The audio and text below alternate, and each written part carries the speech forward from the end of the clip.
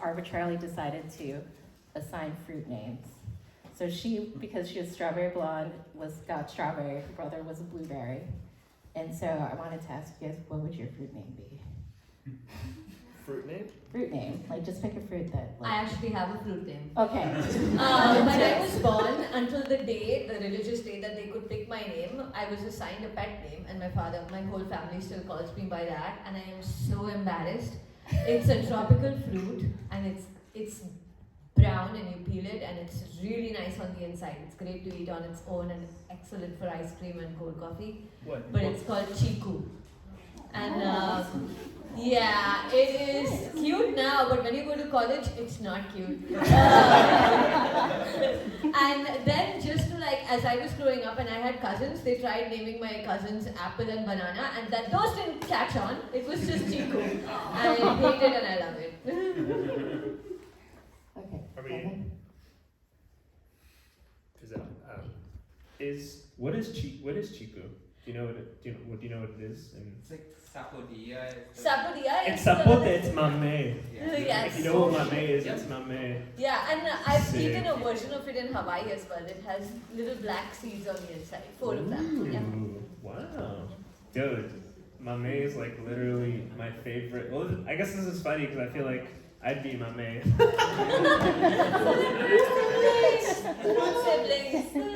No, because like the only other fruit that I feel like I have is I had a nickname that was kind of food related, but not a fruit, and we won't get into that. But mame, if you've ever seen it, well the ones that you find in Mexico, it's that fruit. It's a large brown thing. It's kind of like a bigger avocado. And the inside you can think about it that way. It's like sweet. The flesh is orange, and it's like a sweet custardy avocado almost. Yes. So depending on like when you get it and how ripe it is, it can be like fucking flan, or it can be like a little too sweet or over. But it's really good for like milkshakes and ice cream and stuff. A lot of paleterias all around the city and in Oakland, all around the Bay Area, they'll have mame. Like it's a good flavor. It's my favorite flavor. It's my favorite paleta flavor. Yeah. Okay. Well, I guess I should share too. Funnily enough, I didn't even really think about it. I guess I guess maybe I would be a pineapple. Kind of like spiky on the outside. It can be sweet inside sometimes if I want to. All right. So that's my weird segue into the first question, which is, how did you both get into writing and poetry? Oh, thank you. Wow. It's hard to find an actual gentleman these days. How did I first get into writing? Yeah. I think there's like an official and there's like a literal answer, and then there's like a poetic answer. The literal answer is I started writing when I was doing nonprofit work with Farming Hope. Honestly, as a way at the very, very beginning, as a way to just like, it was kind of a journal, but then the form that it went was more like, no, I want like specific images and specific like songs and specific things. And so then I met poets, and I was like, hey, that's what that is. What? That's sick. And it could be like hella other things too. So I got into it through Farming Hope. Yeah, and I met some like dope people through Farming Hope too that are part of the literary community that I still hang out with today. Exhibit A Vincent. Yeah, that's the literal answer. Okay. I think poetry, I've always been a fan of Hindi songs since I was a kid. And my father, I think I may have been reading them at home one summer, started playing this game with me where we listen to a song and both of us have like excellent memories, so we remember them all down to the last stanza and everything. He wrote 4 lines, he wrote a quatrain, and then he was like, oh, going by the lyrics in the song, I wrote one, why don't you write one now? So we were playing call and response with quatrains, except I didn't know any of the vocab of poetry then. So I think that may have been the first time I was infused into any kind of musical writing. But like more seriously, I thought that, I could write or, make it like the center hold of my life when in about 2008, 10, the subculture of stand-up comedy really picked up in India. I mean, in Bombay, especially in Bombay. And I used to date someone at the time who was a stand-up comic then, and I started doing stand-up comedy as well. I'm a very sentimental person and I did not do well with heckling or bombing at all. So I was like, who doesn't get heckled? Poets.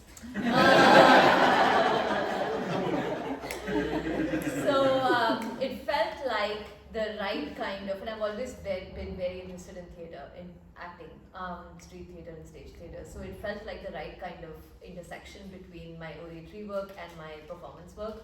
And that's when I was like, okay, I should write poems a lot more. And then I came to this part of the world to study poetry. I worked in marketing for 10 years before that. Damn. Nice. I got into writing right in high school. I think I was kind of like a shy kid. So it was kind of like my way, it's kind of like what I said in my piece today, that it was kind of my way of figuring out the world a little bit and, working out my feelings and, kind of putting it in a structured way that I felt like I could express myself so that I didn't have to say aloud the things I wanted to say quietly. So, and then I started professionally writing, and that's one of the ways that I can say things and then get out of the way and tell the stories that I wanted to tell of what other people are doing and things like that. So how do you guys connect food and writing for yourselves? How does food work into what you guys put together in pieces and in poetry or whatever you're writing? And Kevin has a better answer to this, but I think for me, because so much of my writing, I think all of my life force is so closely attached to my mom's absence, food shows up as a dominant motive in my writing because my mother was a housewife and she fed us all her life. And I feel I'm particularly curious to, follow the threads of the labor inside the kitchen. Who does the labor and who reaps the benefits? And outside of that, I absolutely love to eat.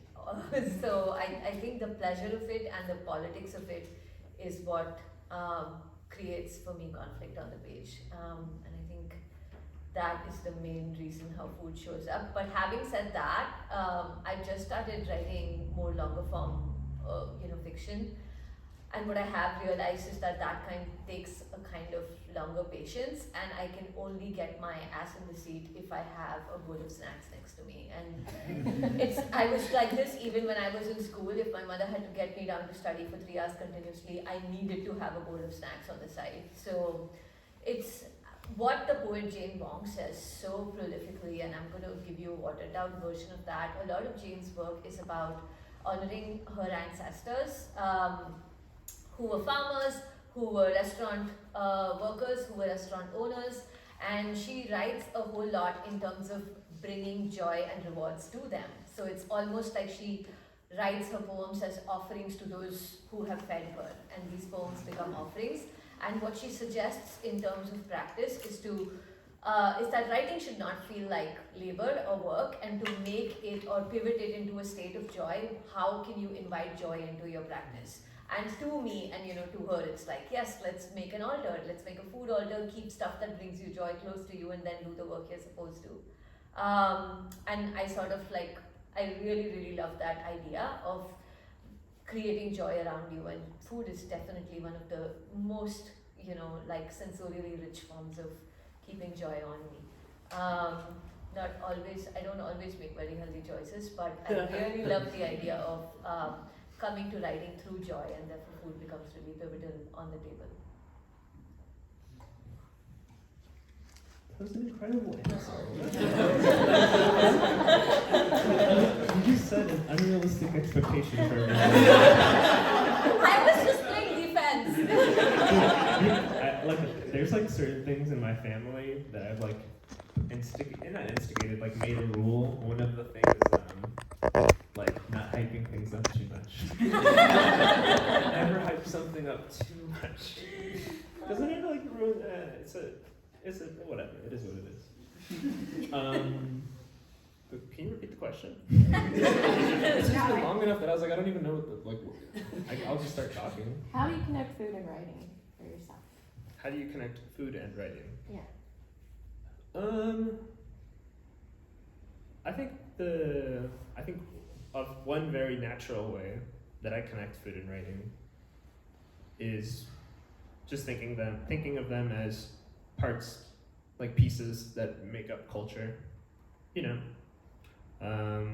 And so, like culture, in order for it to pass down, you gotta like preserve it, and then you gotta like keep passing it down. You know, that's culture. That's literally culture. So, I feel like they're both really, really incredible ways to just like have little like moments or little things, you know, that you can have to remind yourself or to like really connect with that or do what, you know, whatever, serve whatever purpose it needs to serve. I think that's how food and writing are both very, very tangible forms of that.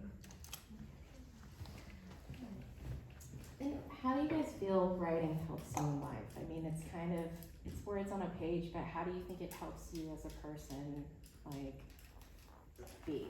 Yes.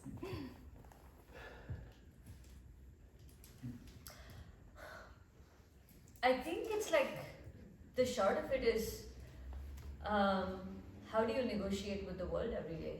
And I think so much of that guiding question for me is how to survive in a realm where my mother doesn't exist and so many of my loved ones don't.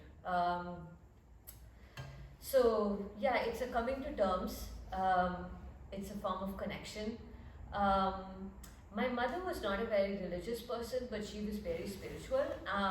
And come what may, if I was sick, my grandmother was losing her shit, whatever was going down at the home, at the shop, etc. My mother always, till my memory, offers, took 1 hour out to sit with her rosary.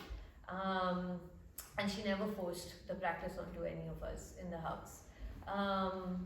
And when I think about writing, and the kind of silence that gets activated in my heart and mind when I write, I think it most closely resembles where my mother must have gone when she was sitting with her rosary. So I don't know if that changes me, but I think it brings me to a silence that I can't find in the world outside.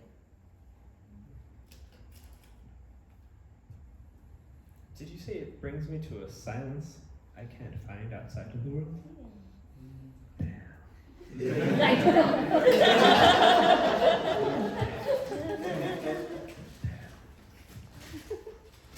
You a poet. Stop.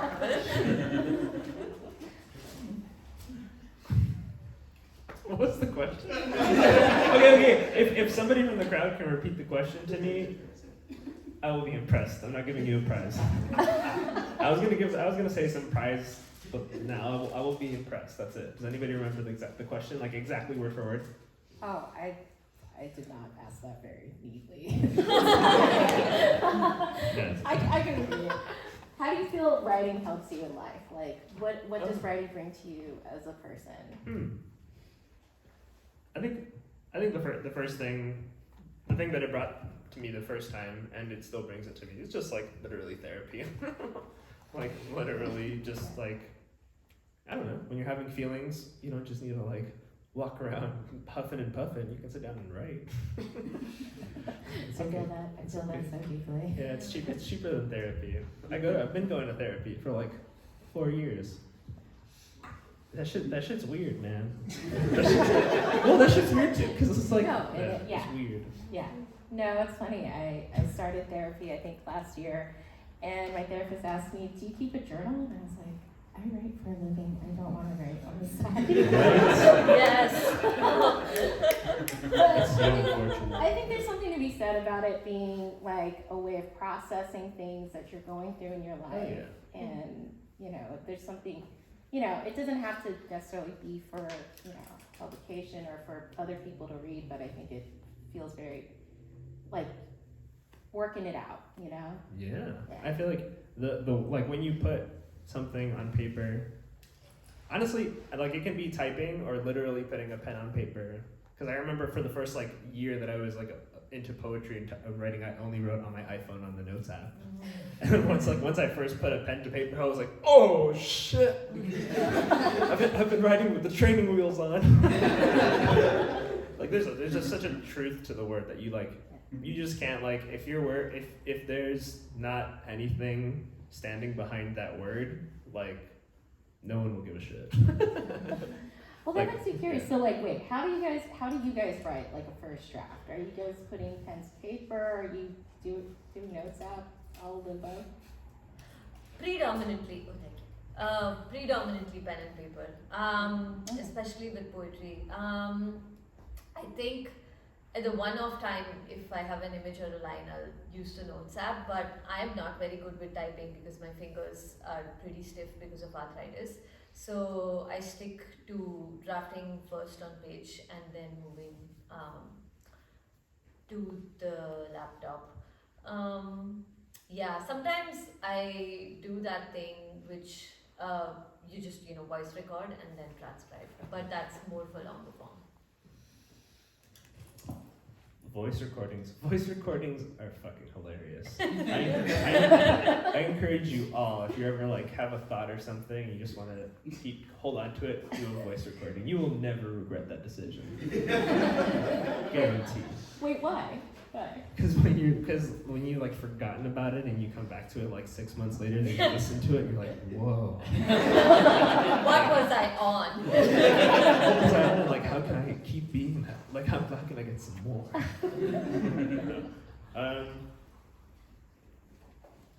What is your mode of writing? I'm just gonna guess. What is what? How do you write? Oh, it's not always the same. I feel like I think the biggest thing that I do is like I try to write even like a little bit, even if it's just a tiny bit every day.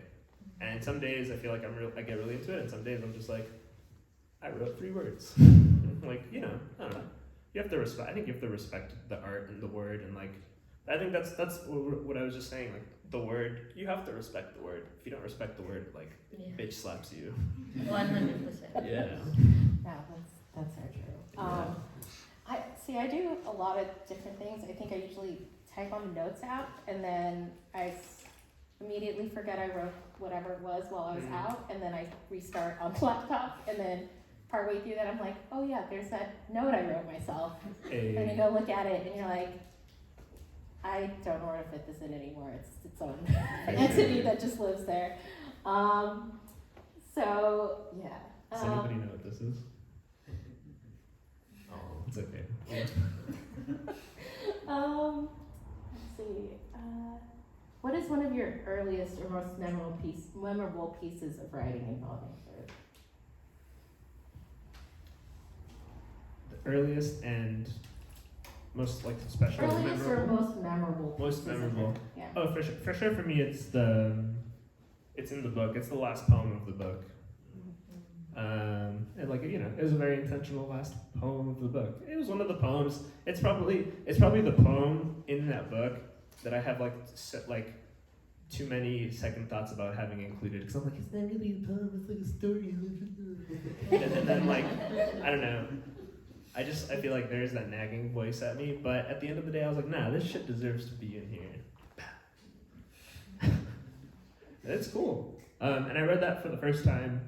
That poem, fuck, when did I write it? That was like one of the first pieces that I read out loud, and it's about my father, and he was in the room. Like it was at Hotel Kabuki, in the lobby in Hotel Kabuki. It was a cool little reading. That's a cool space. Yeah, and I feel like I'll for sure forever remember like saying like that piece, reciting that piece in that audience with him. Yeah, it's a good piece. I'm not in the mood to read that piece. I get that. Yeah, but it's a good piece. Catch me on another night and I'll read it. Really though. All right, Preeti, what is one of your earliest or most memorable pieces of writing involving food? When I was 16 in 11th standard, I wrote a poem called Loneliness, and I showed it to the boy who was my secret boyfriend then, because we couldn't say it out loud because our parents would be like, what the fuck. Granted, he'd gone to a better school than me, studied superior level of English than me, but when he saw that page, he started laughing because I had spelled loneliness wrong. So that is most definitely my memorable piece of writing. I think more seriously so, 10 years ago, I think perhaps to the month, I wrote a poem that's in my first collection and it's titled Validation. And I was actually in a film festival when I wrote it, and I was in the festival all week long. I was seeing 3 or 4 films back to back every single day. And I think when you're like so overstimulated, you know, the good creative energy is sort of ticking at your head, and I'd written it in like literally a tissue paper from a cafe. And then I went home, I translated it onto the laptop, etc. And I sent it to the person I was dating then, and I wanted to perform it at a spoken word that was the next morning. And I didn't need revisions or anything. We didn't have that kind of relationship from him. And the thing he told me was that this is really, really powerful. And the poem is, what the poem does is that it dissects every part of the woman's body and talks about how each one of it is held against unrealistic beauty standards, and talks about not so much the capitalism of beautiness, but our own insecurities. And it references blowjobs at one point. And this person told me that everything is great, but why do you need to be writing about blowjobs? I didn't quite get it at that time. I don't think I had like sort of even internally articulated what feminism was at that time for myself.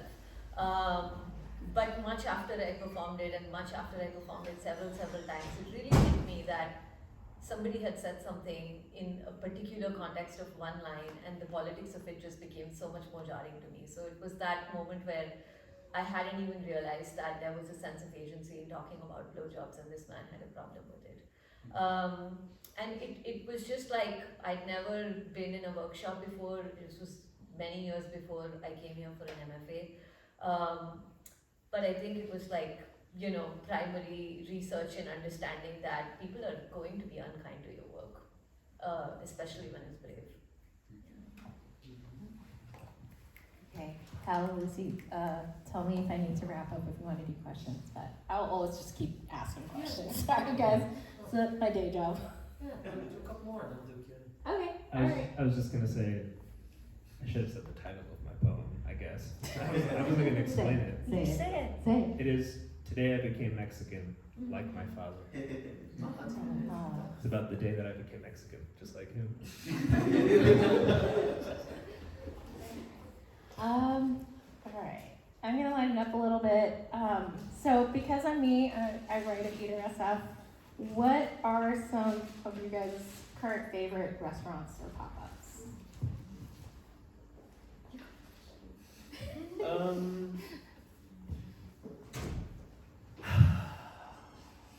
I actually I have when sometimes I've been working in food for long enough that a lot of people have asked me this question to the point where I have a Google Doc that if people really want to know the answer, Share it. Oh my gosh, share and you know what the first thing in the Google Doc is? What? It's like a disclaimer on setting expectations. So it's really more it's really. It doesn't have to be your favorite. Just okay. Yeah. If we walked out of here right now, what restaurant would you guys? Oh, here? Panchitas, 16th and Valencia, they're pupusas. There's maybe one place that has pupusas that are as good, or if not at the level, or who knows, maybe depending on what day. That's the other thing about favorite places, some restaurants, depends, not all restaurants execute it 100% every fucking time. If they do, then they're McDonald's. I mean, which does what it does. It executes it 100% of the time. Even the times that it does it like shittily, it still does it. Like, That's fair. That's fair. so why am I saying all this? Oh, but so yeah, if you're in the city, I would say Panchitas. It's always my favorite. Oh, and then there's a spot, I forgot what their name is, but it's in the La Cocina Marketplace on off Hyde and Tenderloin. If y'all don't know, the first and only women-run food marketplace is located in San Francisco, and it is the La Cocina Municipal Marketplace, like off of Hyde, and it's fucking sick. The food there's hella good. Like all the food. Those pupusas, they're like you go in and they're like to the in the back kind of. Those are like it might be what's her name? This one was Panchitas. Estrellitas, maybe? Yes. Oh, yeah, It might be yeah. Estrellitas Snacks, I think is like her official name. Yeah. Those shits are good. But I would say then I just moved to Oakland, so like I've been living in Oakland, so you know I'm trying to like tap in a little bit more with the local community. But one dude that I was just like spending a bunch of time with, homie, his name is Sincere, and he has a company called Tacos Sinceros. And he does just like little pop-ups around, and he himself is, I believe, Chinese Vietnamese, and he grew up like in LA in like Baldwin Park around like a lot of Latinos, and he does like his version of Mexican street food, and it's good. I like the stuff that he does. I feel like we have yet to have a conversation about beans. Like that's gonna be a whole conversation. I'll sit down, you know, put on the stretchy pants. I don't know why I sat down at the table without pants first. But once I'm not sitting down at the table, I'm gonna put on the comfy pants. That's an intimidating conversation since you have a Rancho Gordo subscription. I can't. Now it's been long enough that I wrote that poem that I've now canceled my subscription. I guess I should update it. No, You know. it's static. It represents a moment in time. Okay, Preeti. What are some of your favorite restaurants or pop-ups or current favorites? Just I not food also favorites. want to shout out La Cocina. I lived for 2 years in Civic Center, and it was only in the last few months that we could really, that it opened up and we could, benefit from all the goodies in there. And then, oh my gosh, I absolutely love croissants. I really, really love croissants. So I know a lot of you already know this, and maybe I should not be telling people because the lines will keep going up. No, but you should tell them. if it's the right answer, you should tell them. it's RC called. But the RC called by Green Apple in Richmond. But I don't know if a lot of folks know there's also a little RC called in Civic Center. And the lines are not as big, so get your little weekend croissant. It's not little, it's a mighty croissant. It's a super mighty. Yeah. That shit's hella good. And then my partner and I just went to Manitas Cafe in the Nopa area recently, which I hadn't been to before, and their food is it's small, it's family run. Their food is extremely wonderful. We got chilaquiles and pupusas, both of which was absolutely delicious. And if you're feeling fancy, I'm gonna shout out my local fancy restaurant, Zazzy. They are amazing. Zazzy. Yeah, and the way to do it is to go on weekdays because the lines are incredibly terrible.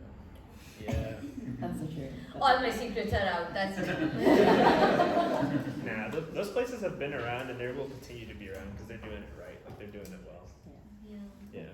Kevin, you're gonna have to drop that link. All right, last question is, what is your big unwritten piece right now? What are you noodling on? Ooh.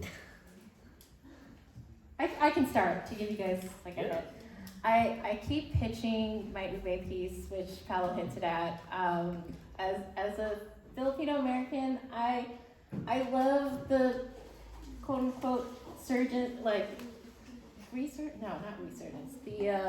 the popularization of Filipino food, but I think and I can't form it yet into an article. It's something I've been kicking around forever about just like, I feel it. I like ube personally, but I feel like it's become a shorthand for Filipino food, and it hasn't gotten people into exploring other sides of Filipino food, and it's just like, oh, there's a purple thing, it's cute, let me take a photo of it, But then it's just like, well, do you go beyond that? Like, and it just, I don't know.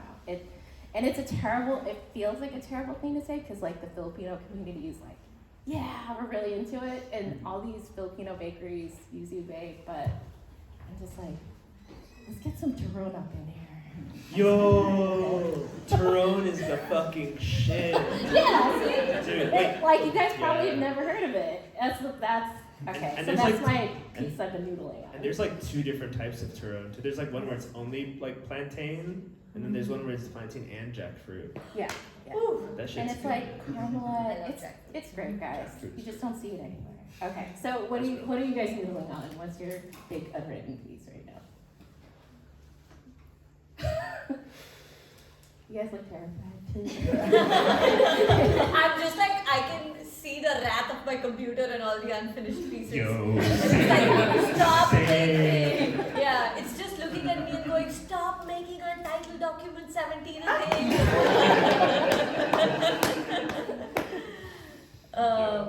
No, I'm working on a collection of short stories, and I think it's coming together nicely. But there is, they're interconnected stories, but there is a wide gaping hole which I'm writing into, which is where the main character is 16 years old, and I'm really, really trying to remember what it was like to be 16. And I just feel like I've forgotten so much of it. And a part of me, I think, is like, I'm pending a trip home. I haven't been home in 3 years, so I don't know if I'm like manifesting my laziness in some way, but I'm really hoping that, you know, I can be home and I can write into what I think is within my skin, but it just needs to come out a little bit. The title of that poem can be called "Manifesting My Laziness." It's just Too active. too active. We need to open the voice recorder and then listen to it in 6 months. Wow. All right, Kevin, what are you noodling on? There's like a few projects that I'm noodling on that like, it's just hard. It's hard to like, some of these projects it feels like you're like grappling like a really big dog and like trying to like settle the dog down. Yeah. Which has happened like too many times to me. Why? I don't know. Like literally has happened to me. No, well, my family has little dogs, but every now and then I have to like take care of someone else's big dog, and it's just like, ugh, big dogs, man. We have one. You have a You big want to dog? take care of. Oh no.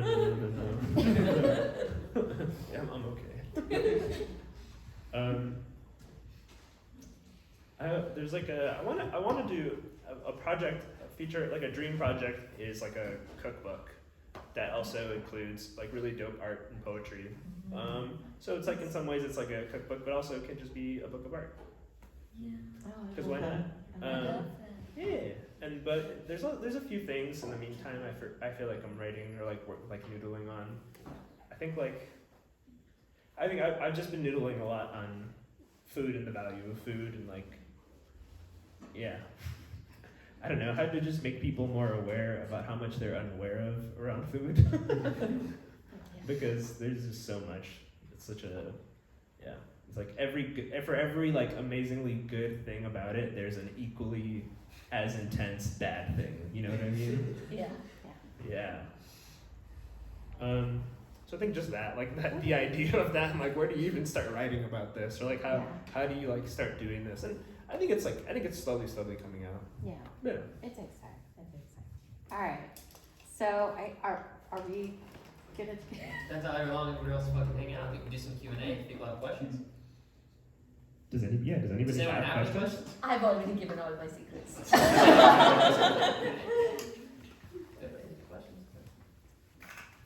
You, the floating head. Who do you guys publish with, or what was your process from being an unpublished writer to a published writer?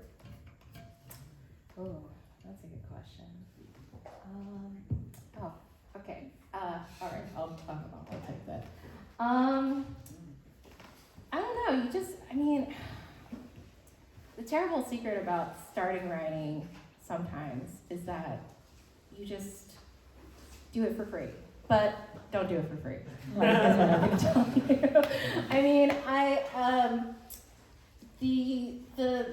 it's the dirty secret of publishing for like smaller sites is that, you know, is like for small news sites like, I didn't say this, but SFS never paid me for anything I wrote. But it was just to get, well, this was, I don't know if that's still true. This was like in 2005. But it was about getting in the mode of writing and doing that. And then once you have like a few clips, and you're just also talking to people who have publications and just trying to get your work out there. And someone was asking me about like how I got into writing, and I couldn't really think of it.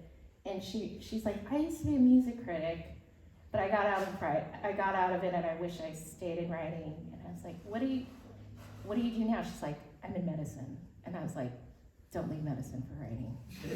Like, you know, there are other ways to get your work out there, and that's like part of it too. You know, like you can have like a beautiful Instagram account, just do your art wherever it is, and then people will come find you, and then you share it with others, and then someone will pay you for that eventually. I trick people into paying me for writing eventually. So, yeah. Sorry, that was a terrible answer, but that's my truth. I did free writing for a while, but don't do it. Honestly, don't write for free. I don't think it's don't write for free. I think it's like write for free intentionally, like where you want your stuff to be free. Like make that an intentional choice. Like there's places where I write for free, and I'm like, I wouldn't even accept like a dime if you tried to give it to me. Well, yeah, that's one thing. But I mean, then you get like big corporations who are like, "Well, I'll pay you $5 for this article." And you're like, No, fuck that.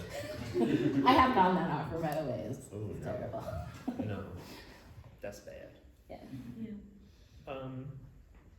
The question was going from unpublished to published.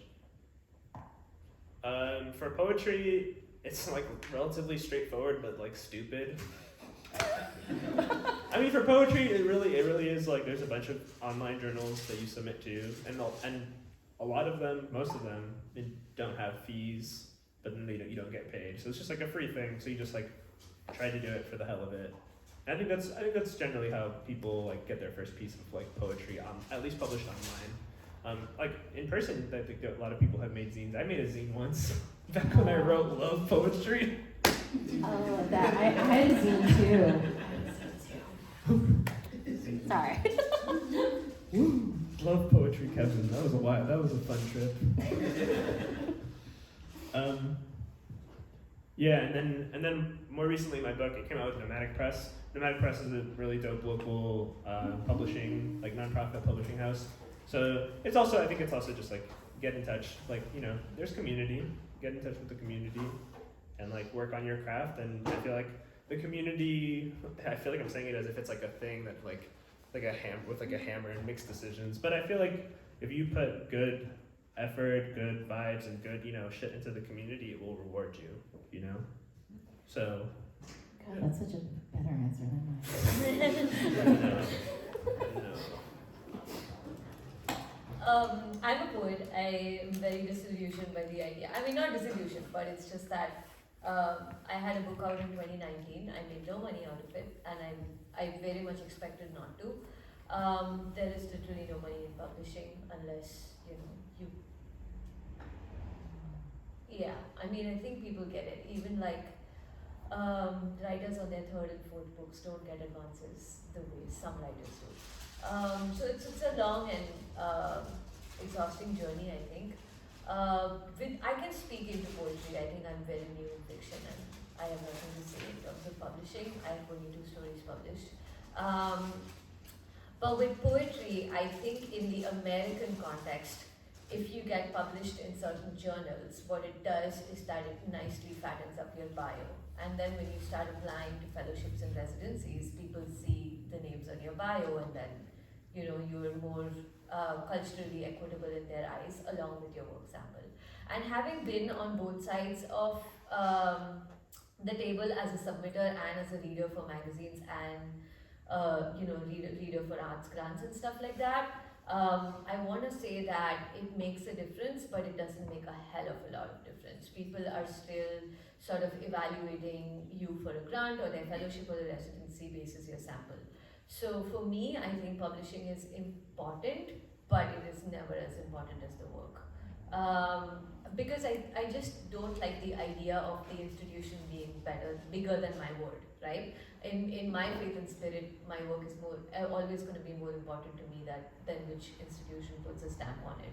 And I said disillusion because I worked for 10 years in marketing, and I worked in branding for so long that the word brand, it really makes my skin itch. I worked with very good people and I really enjoyed the work that I did at the time that I did. But at this stage, when I see that even a television commercial is no longer something that sells the brand, people have become television sets, right? People are influencers. So who is talking about who is just a game of who are you paying to talk about yourself. So yeah, I don't think I try, or rather I try really hard to not make publishing the end goal, and I think I have to keep coming back to the table and say that imagine not one person read this, then what would you write? So I think I have to keep and it's really hard because social media day in and day out is telling you that, even if you're not published in some poetry magazine, some influencers called you out, and all of your peers are continuously getting success in some form.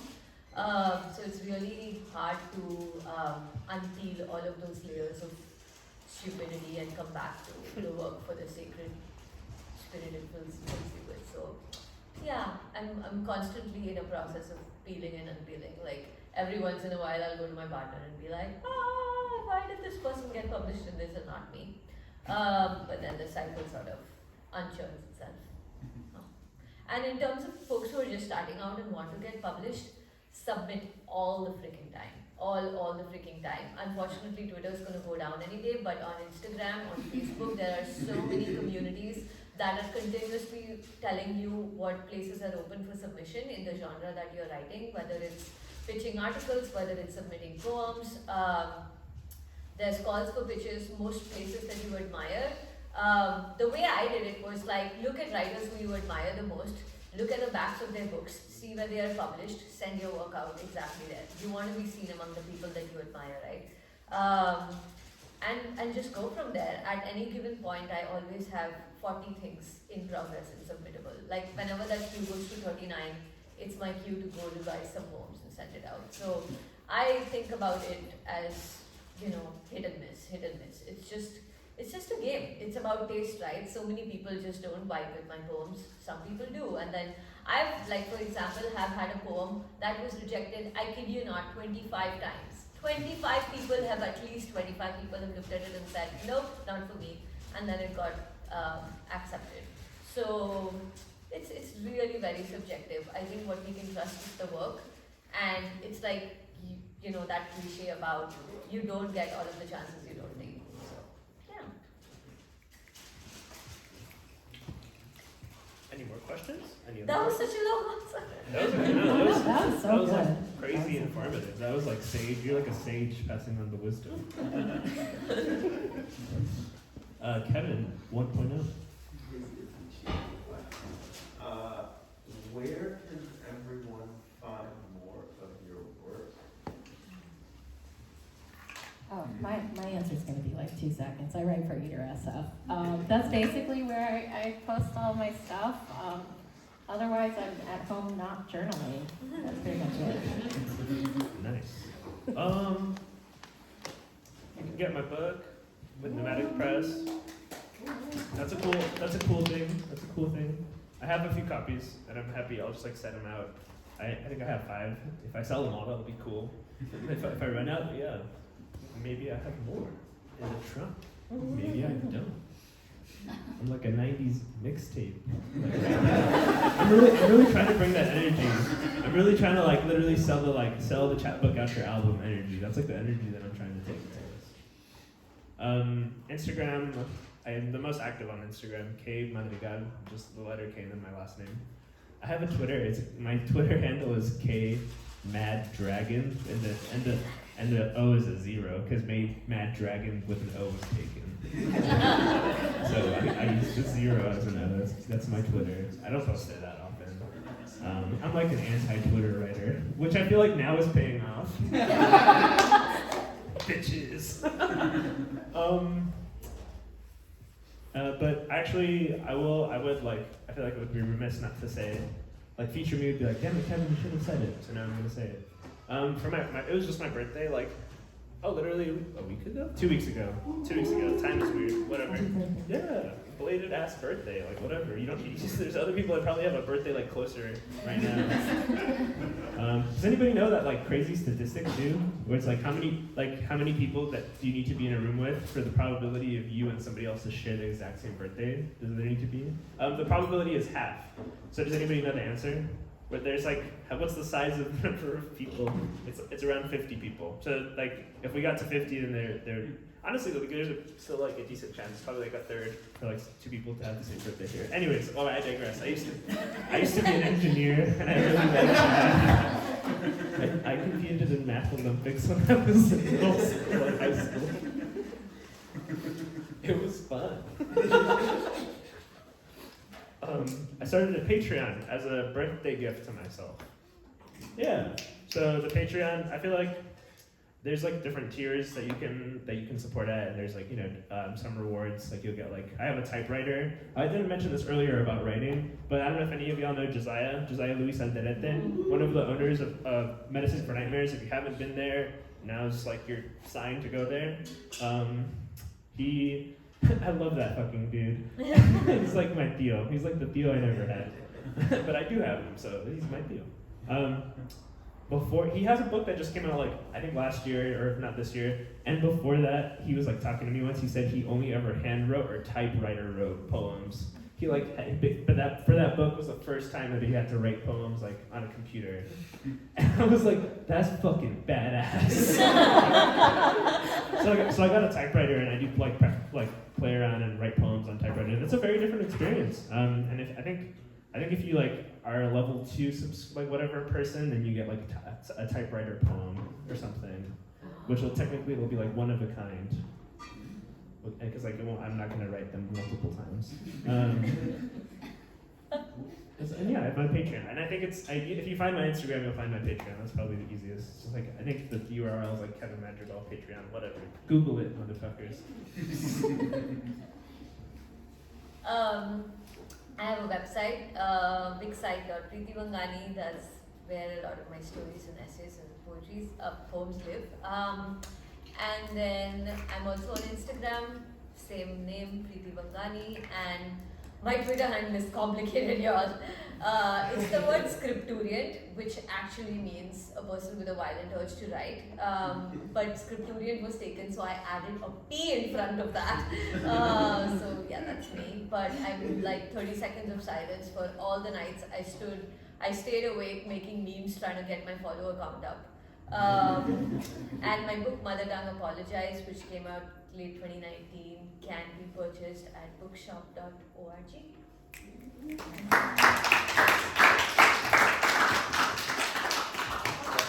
Yeah. Okay. Give it up one more time for all the writers and readers. Thanks for being with us. Have a great night. It was really beautiful. We're going to do this again next month. So tell your friends, come through second Friday of the month. Thank you again to the pop-ups and the vendors. That was fucking awesome. And yeah, get their writing, support their writing, and support local art, y'all. Thank you so much for coming. Thank you.